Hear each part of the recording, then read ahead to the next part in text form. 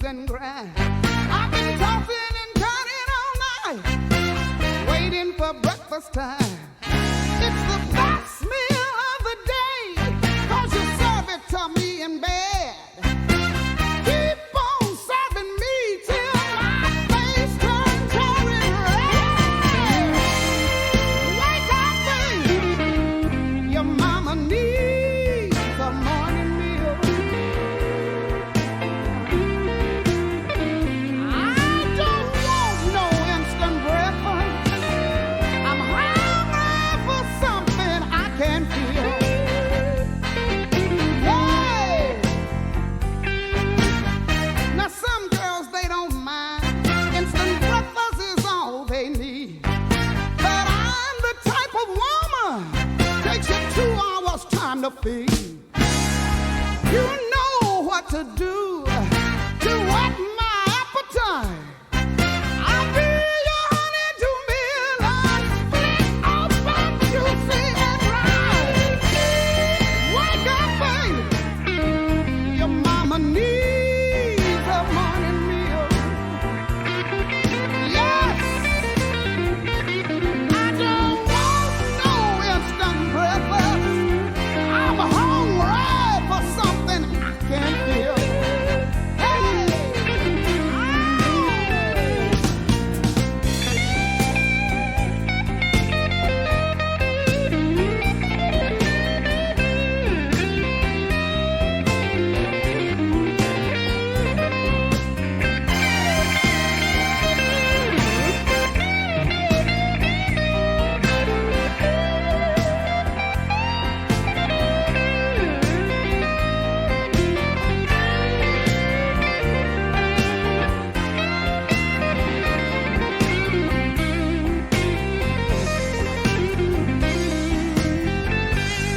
Now I don't like going hungry. That makes me kind of mean. If I don't get my meal on time, I'm likely to cause a scene. That's why I need your dad for my personal gourmet chef.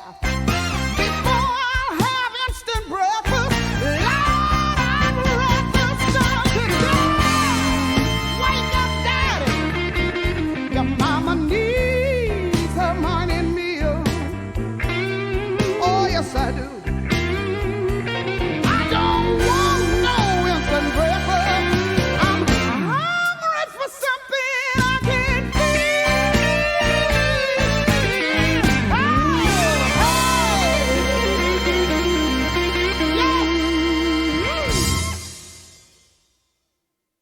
So, Rick, let's kind of dive into a little bit of stuff. Go ahead. Rick is a fantastic, I'm going to say overall, he's a fantastic musician. Your payment is already in the mail. I know, thank you. Fantastic musician, even more fantastic human being, but he's always been my first call guitarist That's right. for just about everything. And I appreciate that. And your check's in the mail too. He plays bad trumpet. Absolute worst. He's actually replaced me on keyboards on a couple of things. I don't remember that. I do. We'll get to those. There's nothing that you can put in this guy's hands musically that he probably can't get some good sound out of. So, but for all intents and purposes, we're going to just say he's one of the greatest guitar players in Atlanta, especially when it comes to studio work. The man is a master. Anyway, Rick, welcome. Yes, sir. It's good to see you after these long months of not being able to see people. I know. So here we are. Tell us, what got you into music to begin with, and how old were you? A very, very honest reason. Both of my parents were musicians. I can remember being, like 8 years old. My dad had a '56 Cadillac with a huge trunk. And he was throwing the gear in it, and he was sweating. And he looked back at me, he said, "Son, whatever you do, don't be a musician." So that's when I made up my mind. This sounds like a good idea. Sounds like a good idea. So from that moment, watching, not when he was putting the dead bodies in the trunk, Just the saxophones and PA stuff, and you've always wanted to Slipp gear in, Yeah. in the back of your Cadillac. my dreams came true. Well, that's great. So when did you? What was your first instrument? Believe it or not, trumpet. At 5 years old, at 10 years old, my trumpet teacher fired me. Did me a huge favor, and it was like, pack it up, kid. You're finished. So what do you mean? I'm paying you. He said, not anymore. So I took some piano lessons, and I did better there than I did on trumpet. I really did terribly on trumpet. But at 13 years old, I found a $5 guitar and bought it, walked in the house with it. My mother said, oh, no, hell you don't. Was it electric or acoustic? Just acoustic. Okay. But, Like a Silvertone? that would have been 1963. And so that was just when my parents, the jazz musicians, were losing gigs to the guitar players, the rock musicians. Right. Just a mere year before the Beatles come out. Mm-hmm. So, but this was on acoustic guitar. Yeah.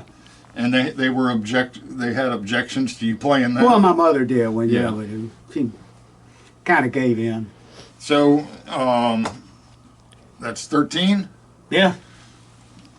I'm assuming it didn't take you long to take to the instrument. Actually, I had found my instrument, so for the first 6 months I couldn't get stopped. I keep learning, just eating stuff up for about 6 months, and then it leveled out. And then, Right. I think, as musicians, we all reach these little plateaus. yeah, And then you kind of level, and then next thing you know, something else comes along your way. Which Well- I'm assuming for you, the Beatles were a big influence on where you went with guitar, or not? they were, but not any bigger than Steve Cropper, and not any bigger than Freddie King. Those two things really drew my attention. Being from the South, Yes. I suppose I was drawn to, Southern soul music anyway. Right. And you're one of the, which is one of the reasons why I've always worked with you, because when I first started producing, I was doing a lot of blues and what they call now Southern soul records. Right. And you fit that bill so well. It appealed to me. You're, like on blues records, you've always been like the most authentic thing I'm used to hearing. Oh, good. Because, I came from a jazz background, which is related to the blues, It is. but not the Freddie King style blues or Albert King or any of the King members. So your style lent itself very well to every record that we were doing that was in those genres because of your background. And I've always considered you kind of a blues historian. Yeah, there are people that know a whole lot more, but a little bit, yeah.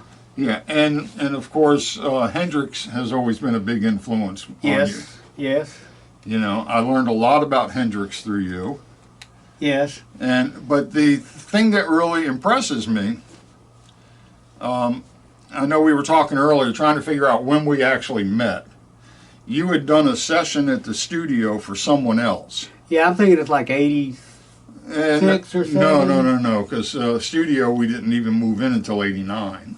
So it was around then. It was in the early '90s. Okay. Really? Yeah. I always Yeah. get the time wrong. Well, because of working through Ichbod, I knew where the studio didn't come into existence till '89, and that was late '89. So, anyway, when you did a session for I think Brian Cole, and I remember going into the control room after the session was over, and I was like, "Who was that guitar player?" And he said, "Oh, that was Rick Hinkle." Because I had a little room on the other side where I had all my MIDI set up. And I remember. So we kind of, when he was working on something, I stayed in my little area. Yeah. And so when he told me, who you were, I was like, make sure you got his number in the Rolodex, because I want to use him on some stuff. I'm glad he did, because we ended up doing a lot of albums together, and it was a lot of fun. We did a lot of records. I mean, there were times where there would be I would have maybe 2 records, excuse me, about 2 records going on at one point. Maybe Brian had an album going. Then there would be something else waiting to start happening. And I thought the most fun that I had to do a record on the 3 Degrees for Japan. Yes, for Japan, exactly.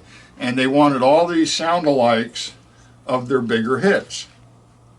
Right. The deal was that they could release the songs, but they couldn't release the recordings. Right. So they didn't own the recordings. So they wanted as faithful as a reproduction of their hits as we could possibly get. So I was like, I'm going to call Rick Hinkle for this one. And I remember doing that. And I remember you showing up at the studio. You had, you used to drive this big white Cadillac. Yeah. That I ended up buying and my ex ended up destroying. But I remember all of that. But you open that trunk, maybe coming back from the days of, of your dad loading his Cadillac up. You pulled out at least 3 guitars. Yeah, and a super reverb. Two amps. Really? Yes, you had 2 amps, and you had a ton of effects. You had an Echoplex. You had a MXR phase shifter, which you actually bestowed on me, and I still have. Oh. And because when you pulled it out, I was like, man, I hadn't seen one of those in years. I used to use that on the roads all the time. Oh, here. So, but you came in, and I was just like, why do we have all these guitars? And you're like, well, different things require different types of guitars. And they do. And you know, I'm not a guitarist. I'm a hack keyboard player, so I don't really know. You're not a hack, by the way. Well, thank you. Your second check is in the mail. But you would have. Well, I mean, you know, I had a Les Paul, I had a Stratocaster at least, and can't remember what else. I might have had some kind of a hollow body guitar. You brought what? Because when I asked you why you brought so much, you were like, well, these were the instruments that were used back in that time. Yeah. And of course, you had your wah-wah pedal. Oh yeah. You know, can't forget. If you're gonna play 3 Degrees, there wasn't a lot of wah-wah on their records, but there was a couple. A little bit, yeah. Yeah, like when you were like doing the Soul Train theme. Oh yeah. That, you know, that's got the wah on it. So you came in with everything that there was to, you know, be had. And then I remember I did a jazz record on a guy named Don Diego. And I brought you in on that. Oh yeah, I forgot about that one. Only on a few tracks. Mm-hmm. And at that, you weren't in on the session, you were on the overdubs. Okay. That's right. And the same thing with the 3 Degrees. We just worked in the control room. Well, yeah. Some of that stuff got done in Philadelphia, didn't it? No, I did all the programming. Oh, you did that down here? Yeah. Oh, that's right. Okay. Yeah. Yeah, every bit of that was done. You had to do that with program strings and so forth. Yes, and back then, you know, they were nothing like they are now. Yeah. Harder to do. You know, even the program that I was using didn't even have audio. So when we had to transfer all those tracks, I had this box that you had like 16 MIDI cables running out of that we had running through the ceiling at the studio into the multi-track, because you know we were cutting on 24 tracks. Right. This is all pre-digital for you kids out there, which a lot of people just can't relate to now. But no, you had 24 tracks and that was it, and you couldn't move something. You couldn't do all of the stuff you can do today. No, your arrangement became your arrangement. You could maybe, if everybody's time was good, you could maybe splice and put a section somewhere else. But that typically was, you really thought out your arrangements. And it wasn't easy to do. You literally had to take a razor blade and cut the tape, Yes. move it someplace else. So, so I can't even name how many records that you did for me over the years, and for some of the other producers that were involved over there as well. Now, I'll backtrack a little bit, because the studio that we had was a studio prior to it becoming Kala. It was Mountain I remember Fever. that. It was Signal Sound at once. Signal Sound's the one I remember. Okay, where did you, because you worked with Buckner and Garcia. I did. We recorded WKRP in Cincinnati there. Right. It was not the version that you heard On for the the show. television promo on the show, but it was the version for the album where we made it longer. Right. The song was longer.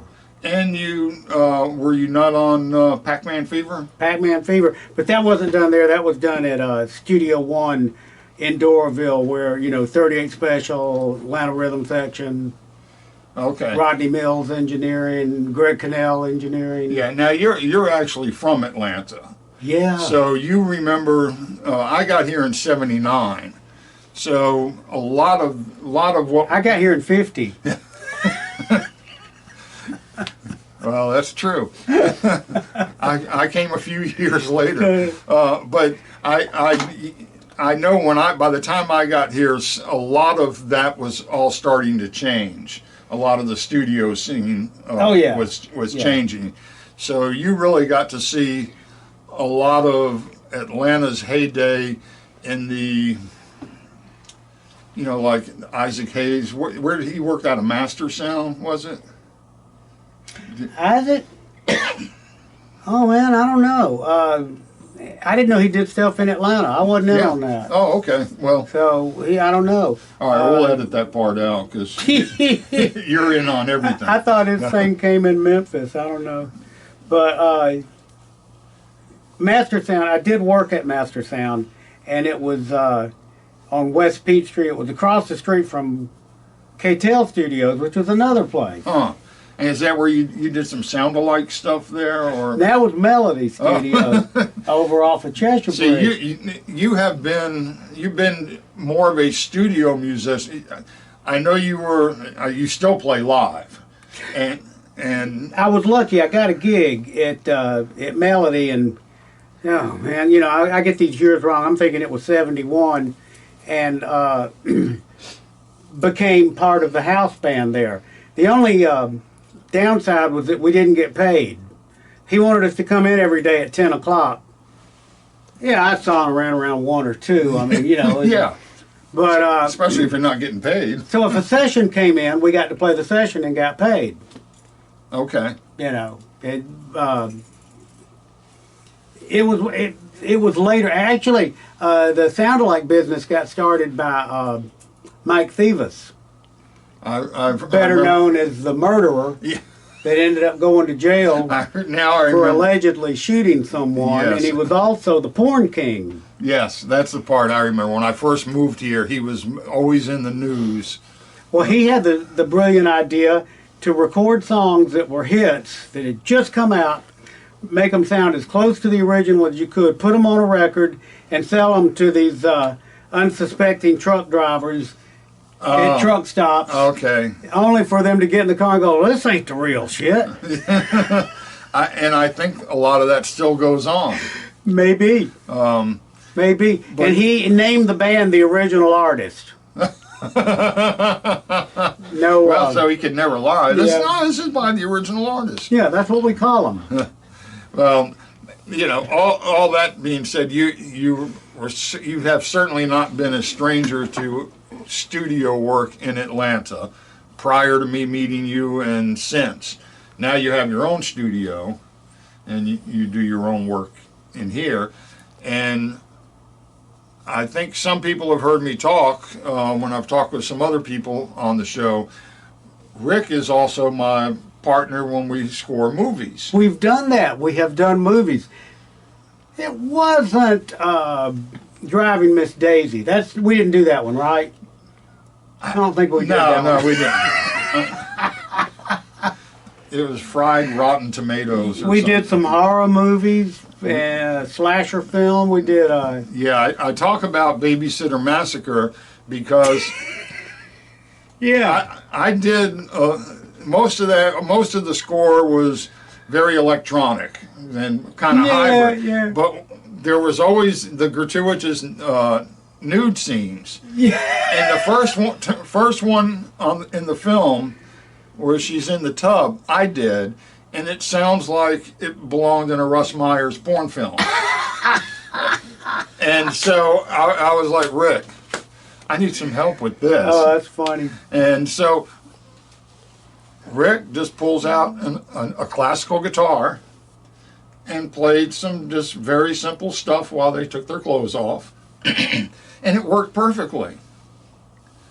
I just played the stuff that I knew got the girls to take their clothes off. Yeah, well, because you've had experience at that. Well, a lot of research. You know, most of the time when I play, they're putting them back on. You know, like last night was Halloween, and I'd go to the door and the kids would give me candy. So, and that started a string of films. Well, actually, that didn't start it. It started with C&I Cat, Oh, yeah. which was a silent film that we did. Then we did Depression, Oh, yeah. Bill. Oh, yeah. And we took very unique approaches to that because my stuff, again, was electronic, kind of hybrid. Mm-hmm. And you did the old, you said you were inspired like by the Neil Young, what was the film? Dead Man. Dead- Dead Man. Jim Jarmusch film. Neil did the music too, and I thought it was brilliant because it was one electric guitar Right. most of the time, and it was a Western. And somehow the electric guitar fit the Western. And Go figure. And you did it. You did that same thing in Bill. You just watched the scene and just played in real time. Okay, And yeah. You don't remember? I do now that you bring it up. And That was fun. Yeah, and it worked so perfectly. And then of course we both worked on the opening, but because you played ukulele, because we knew Henrik liked ukulele, so we were like, we have to give him a theme that involves the ukulele. Well, that works out because so do I. Yeah. You know. And that kind of came across a little Woody Allen-ish. You know, we didn't have a clarinet, but I forgot what. I think you probably played the melody on guitar. It's been so long since I've heard that. Yeah, I can't remember. But then we did a Bulldog for Christmas. That one. That was great. We actually had a song for the opening of the movie. You know, we weren't getting rich doing these movies, but we really had fun doing it, and we kind of got good at it, I thought. And we learned a lot. Learned a lot.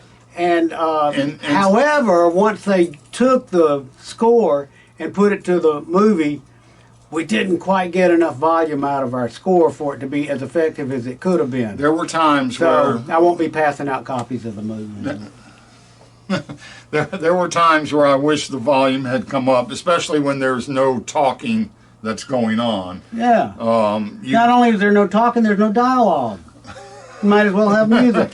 you did a great restaurant scene. Food fight. Yeah, that was my favorite thing. Was it Awkward Thanksgiving? Was that one an awkward? I think so. I mean, after a while, some of them, you know, we did quite a few. And then Calamity Jane, Calamity Jane's Revenge, where I got to write a Western. And I wanted to kind of get that spaghetti Western sound. And we did. We did. Yeah. You put that baritone guitar on there. Yeah. And you also put an acoustic that kind of drove the whole thing. And then I did an orchestral thing around all that. So that was a lot of fun. Yeah. So An instrumental version of the Blazing Saddles kind of thing. it was kind of across. I thought of it as spaghetti western, any one of the, you know, Hang 'em Highs or Few Dollars More. Good, bad, and ugly. Good, Bad, and Ugly meets The Magnificent Seven, meets Dallas. Because at the very end, I didn't steal it, but I took the way the Dallas theme ended, that's how I did it with that big riff moving up and then the big hit, and then your guitar comes right back in with the melody. Oh, yeah. One of my favorites. I really enjoyed that. So That one was great. We got just the right sound on there. Every now and then you hit it just right. Kind of remember those. yeah, and we've worked with some other artists together. Wilson Meadows. Oh yeah. We did 2 of his records. Here. Did that on tape. Yeah. On that machine. Yeah, this was all still.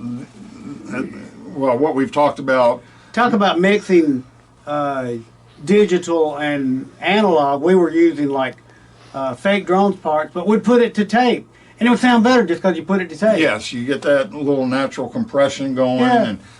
and we'd mix on your console here. Yeah. Which originally, not this particular one, but the same model is what we had at Kala until we had a hit record, and then all of a sudden we bought that Super Trident Series 60, Series 90, which, you know, took us 6 hours just to get it in the door. Yeah. But This one came from the studio that cut Nightlife by Alicia Bridges. Yeah. So I'm assuming this is the console they use. Yeah, probably.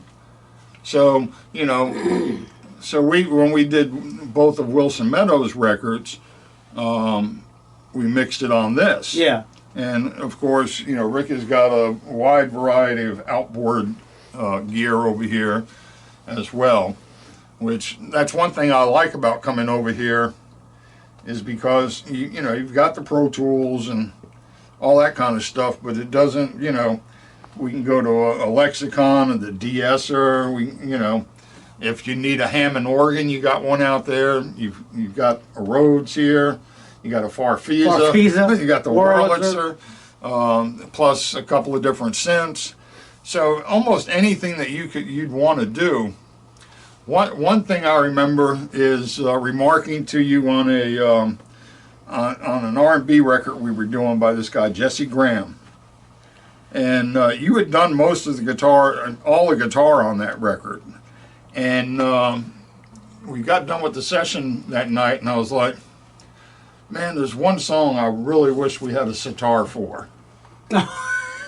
And I still have that sitar, by the way. and you remarked like, well, maybe I can borrow one. I was like, if you can borrow one, that would be great, you know. But I just took it as a good excuse. I've always wanted to own one. That's why I went out and bought one. And he goes out and he buys that sitar, and of course we used it, and it was the perfect sound for what was needed on that record. It was what was missing.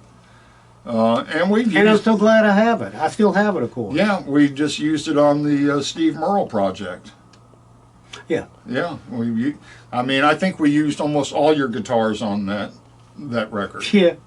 You A lot of know, them. that was the first album that I'd been involved in as a producer that was what I would say was guitar driven.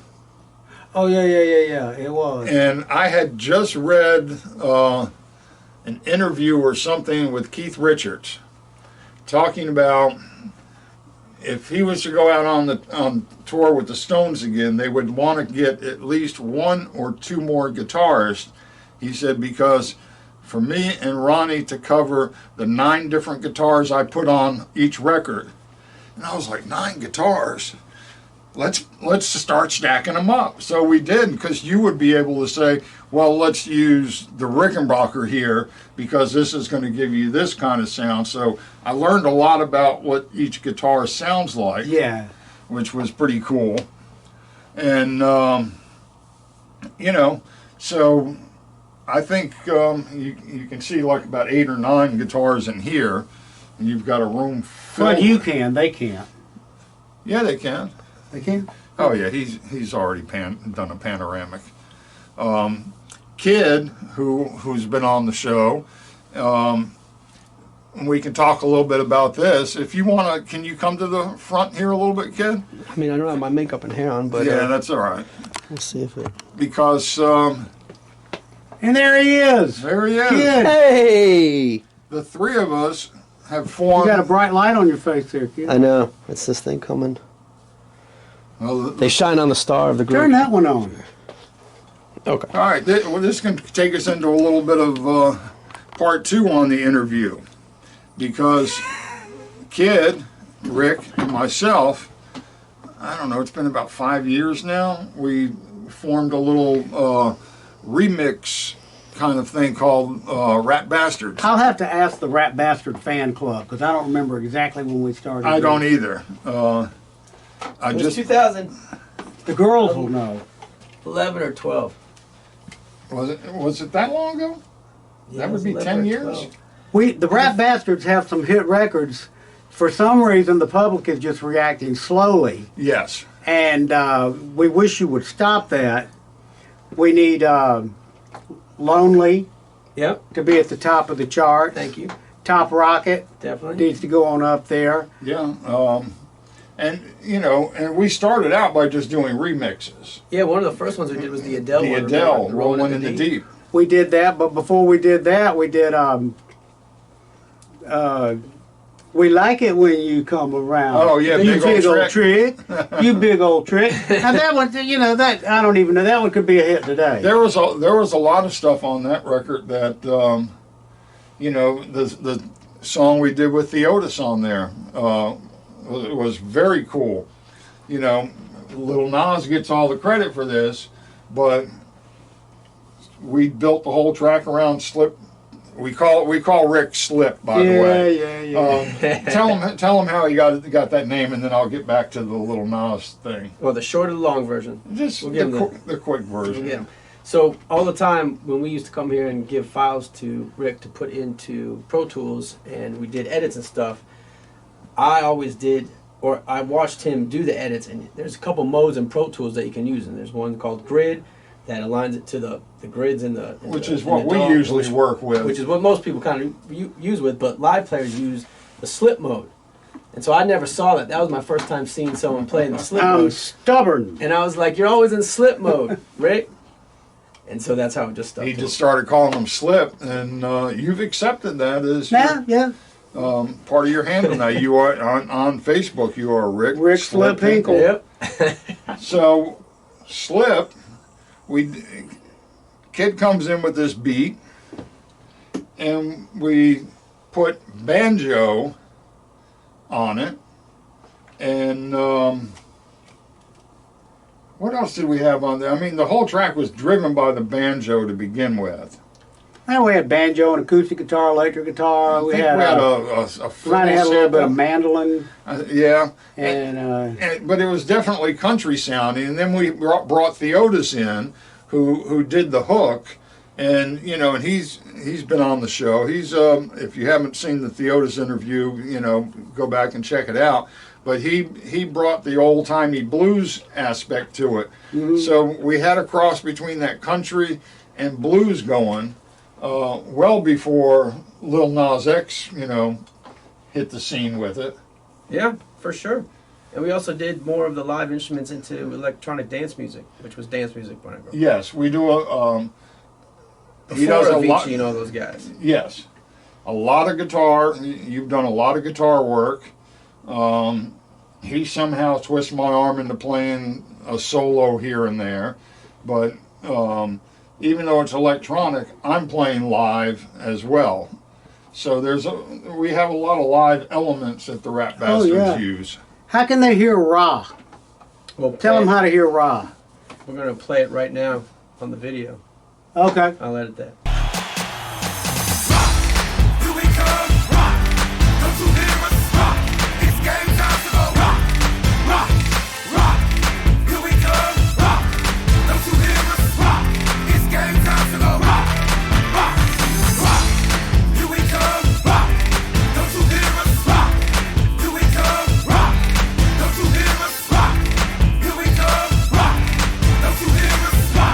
It's game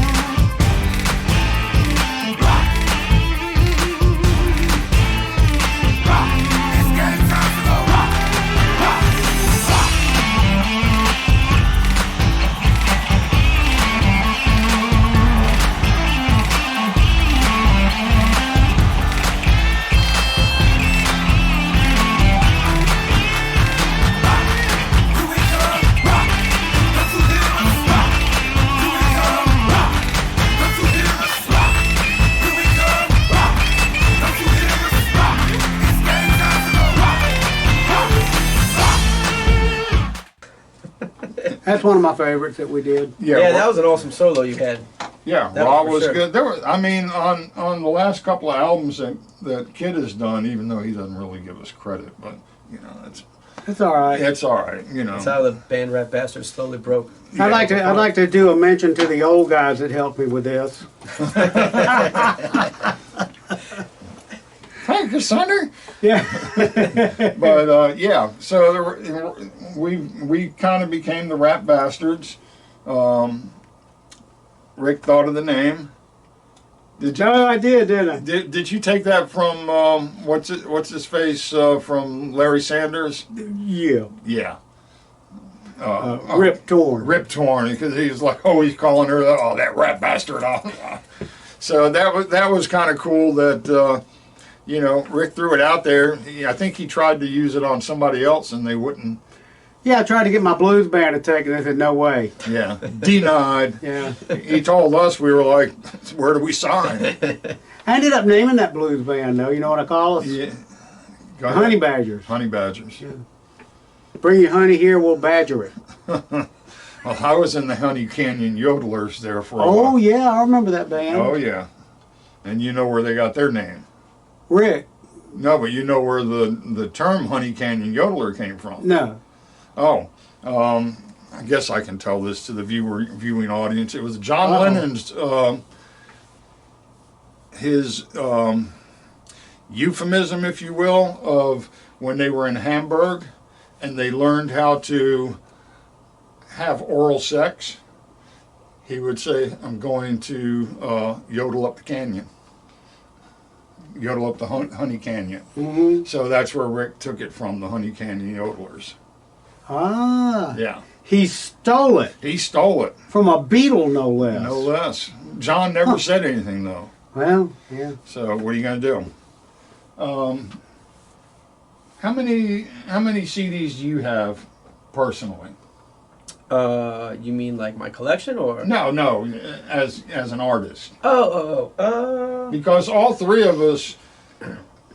Well, he's got how many CDs? Including my old group? Yeah, we'll go from Three Bad Brothers to. So 7?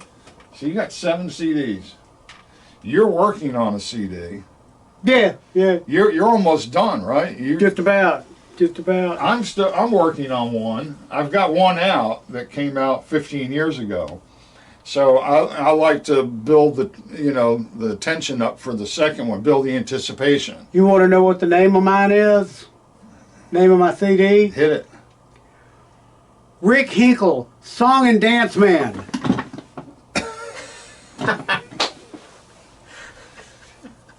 You really need to follow this guy on YouTube. You're Rick Hinkle on Just Rick Hinkle. on YouTube. You will not. You get a joke a day. You get a joke a day. You get some wonderful prank phone calls that.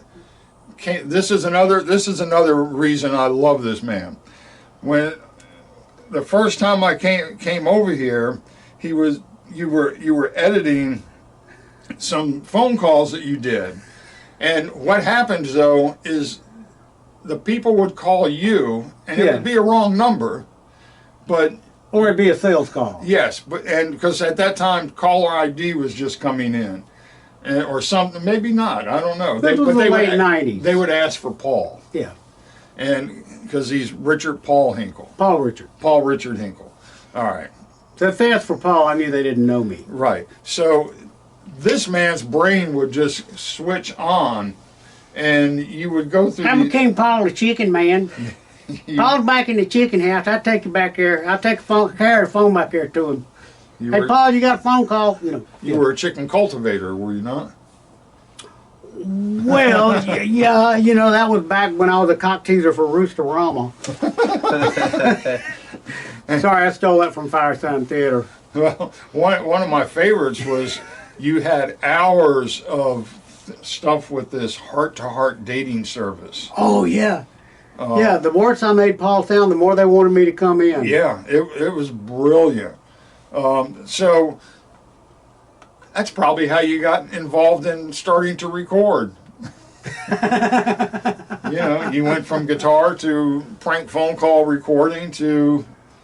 But when you look, he's got some of the phone calls on YouTube, and they're animated. Yeah, they're not on my channel. I forget where they are. Someone else put those that's up right. for They're me. on a Lester or something. Yeah, I forget what it's called. We'll try and find it for you before we air this. But they originate from the caller. It's not like Jerky Boys where you were making the call.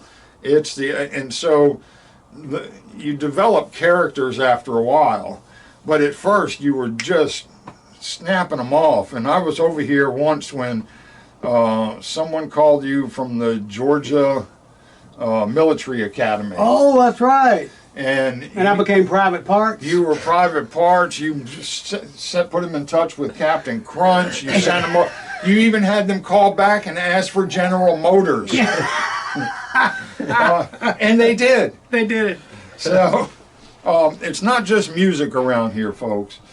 So each one of us have records. Records out, one record out, one to be released, two to come out. You probably do another two before mine makes it. Most likely. You've already done a double CD in the time it's taken me to, get mine.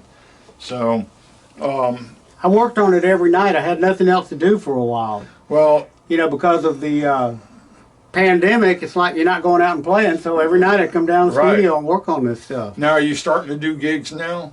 A little bit. That's good. So Yeah.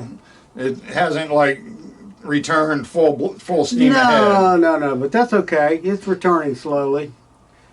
A little is good. Because I know, as good as you are in the studio and everything, you really enjoy live performance. I enjoyed both. Yeah, I don't know that I enjoy one more than the other. Live performances can be really, really fun on a good night when the people are kind of egging you on and having a good time. Right. It becomes contagious. You have a lot of fun. Yeah, and if you're just sitting in some, and you're usually with a group, you don't do as many sub things as you used to, do you? What does that mean? Where people are calling you going, hey, I got a gig Thursday and we need a guitar player. You're working with specific bands a lot more now. Still doing both, but yeah. As I say, I got the Honey Badgers and one other band I work with that does, private parties and stuff like that. That in some ways aren't as much fun because you have to really please someone else. Right. Now, one musical idea that you had that I really liked, that I really wish could have taken off, is you had a Dixieland band. Oh, I had a Dixieland band called Whole Lot of Dixie. We played pop music in a Dixieland feel, and I sort of liked the way it worked out. It was Of course, we played Whole Lot of Love. Right. Because it was Whole Lot of Dixie. And, we had songs like Hotel California, My Generation by The Who, believe it or not. Just all kinds of... When this airs, I'll make sure you send me one of those, one of your Okay. favorites, and I'll have it play up front, because I usually bookend the interview with some music. Yeah. So, usually the last thing I ever ask is, if somebody comes to you, little kid, and they want to be a musician, what's your advice to them? Oh, I tell them to do it. I also try and tell them it kind of doesn't matter if you get famous or popular or whatever. The whole idea is to have fun doing it. Absolutely. But of course, if you end up getting paid to do it and going out to jobs, be sure and get yourself a good hand truck. Maybe some bungees. Yeah. Well, because it especially when you're working on, certain levels, you've got to move all your own gear. And, Yeah. and that gets tough. I mean, I remember in the late 80s, I used to have 5 keyboards in a horseshoe and my own PA just for me. And then that's when I had Vince as my roadie because, you know, I couldn't move all that stuff. But that's a lot of stuff. Yeah, fortunately, I only do a gig if there's a grand piano there. So I'm not schlepping anything. But yeah, I think it's important to know that, you know, if you're trying to be a musician and you think you're going to be famous, if that's your goal, yeah, I think you've really limited yourself, because now you've got I either make it or break it thing happening where there's a lot of great careers that you can have in music as a musician. Studio work. Yeah. You know, a great studio player can make more than a Well, I mean, you know, it's not like that he wouldn't have, because he would have, but if George Harrison had never gotten famous, I bet he'd still be playing music. He would still have continued playing music. Yeah. You know, a lot of these people that, you know, made a fortune would still do it if they were just, you know, I won the lottery last week, and I won $30 million. And they asked me what I was going to do, and I said, well, you know, I think I'm just going to keep playing gigs till the money runs out. It's the old Steve Martin, how to become a millionaire as a musician. Yeah. Start with $2 million. Yeah. So, that's the best way. Yeah. Well, we're not going to tie up your studio, because I know you probably have a lot of work to do. We can see all the big production coming in, right? Big production. Actually, I'll be here tomorrow with one of our artists. We have a job. Yeah. They're going to pay us. Who would have thought that would happen? This is actually probably I know it's the first studio gig I've had since everything got all wacky a year and a half ago. So, yeah. It's a pretty good thing. Yeah. Thank you, Mr. Amato. Thank you. That was so much fun. Thank you, Mr. Slipp. Yeah. So that'll do it for us today. We'll play you out with something by Slipp, and we'll catch you next time. Peace. All right.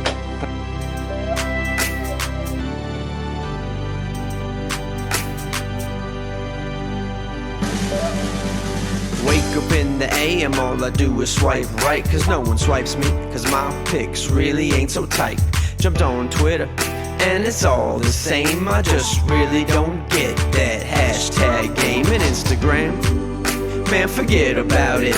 All the girl really wants is some likes on her pics. And hey, Cupid, these dating sites ain't right. I found the love of my life, but she costs $5.50 a night. I'll be so. Ain't nobody to call. Ain't nobody to hold. Ain't nobody to drink with. Ain't nobody to call. Ain't nobody to hold. Ain't nobody to drink with.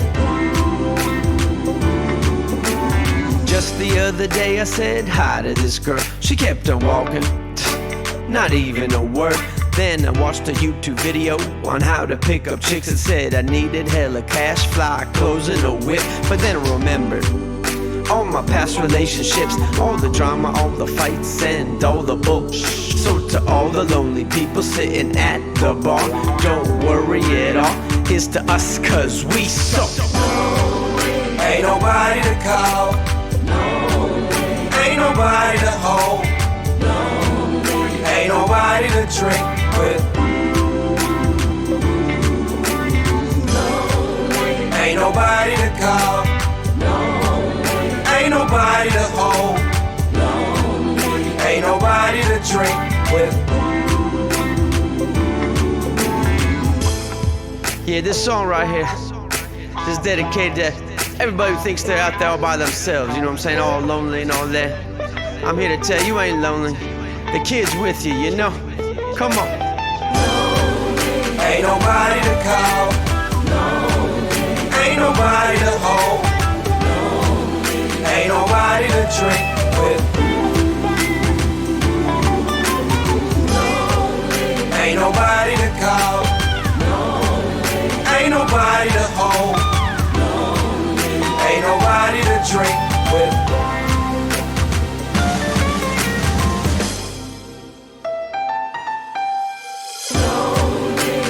You know, funny man once said, you could be married and bored,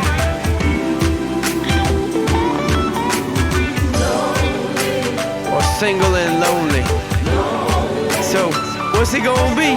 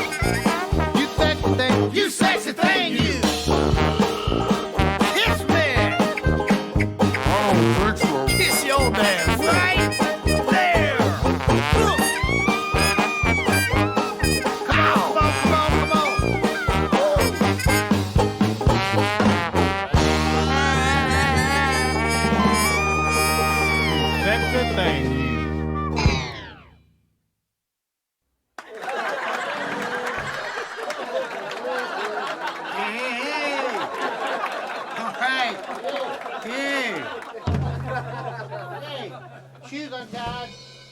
Made you look. They're loafers. Yeah, still made you look. That's true. All right, today's joke. I like mine. A guy gets a job at a mortuary, pulling the graveyard shift. No pun intended there. So, he gets this one cadaver in there, rolls it over, it's got a cork in the ass. Takes out the cork, it sings, Winchester Cathedral. He sticks the cork back in. Cannot believe what he's saying. He pulls the cork out, Winchester Cathedral, sticks the cork back in, calls his boss up. 3 o'clock in the morning, says, boss, you got to get down here. You got to see this. I have never seen anything like this. I don't know what to do about it. Put a cork in it. Boss gets up out of bed. He comes down there. He says, what is it? The guy takes him in, Rolls the guy over, pulls the cork out. Winchester Cathedral. Puts the cork back in. And the boss says, "You mean you got me out of bed at 3 in the morning to hear some asshole sing Winchester Cathedral?"